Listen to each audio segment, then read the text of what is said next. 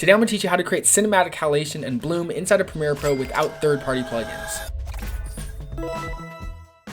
So first things first, we have our clip right here. The first thing we're going to do is we're going to hold Option or Alt, drag it up 2 times to duplicate it, turn off the visibility of this top layer, go to your effects panel and search for the extract effect. We're going to apply this extract effect to this middle layer right here. You'll see it turns everything black and white.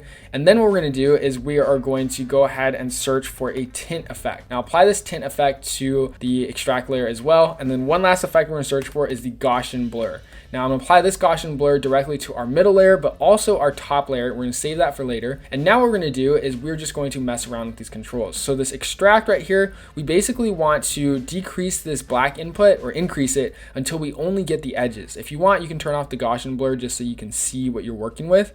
And then we're just going to decrease those white values. And the goal with the extract is you really want to get the edges. Now halation only appears around bright sources of light, and that's how it originally worked in like original film cameras. So we're kind of just replicating this with the extract effect. Now when I turn on that Gaussian blur, it kind of makes everything nice and like smooth and softer. So that's why you want to have these two effects paired together, and it creates really good halation. So once you have a nice blurry outline, I know it's kind of hard to see what we're doing right here, but just trust the process. We're going to hit this tint effect, click on the map to white, and we're going to change this to like a brightish orange red. Now this is going to be your halation color. It can be whatever color you want. And now this is where the magic happens. Go to your opacity, click where it says blend mode, and change it from normal to screen. And voila, just like that, we have some nice halation. And the cool thing about this is that you can control the blurriness of it by just adjusting the Gaussian blur, and then you can basically recreate your own halation completely from scratch inside of Premiere. So now we're going to add that bloom. So we added that Gaussian blur to the top layer. We're going to turn off the visibility of these bottom 2 layers. One other effect we're going to search for is the luma key effect.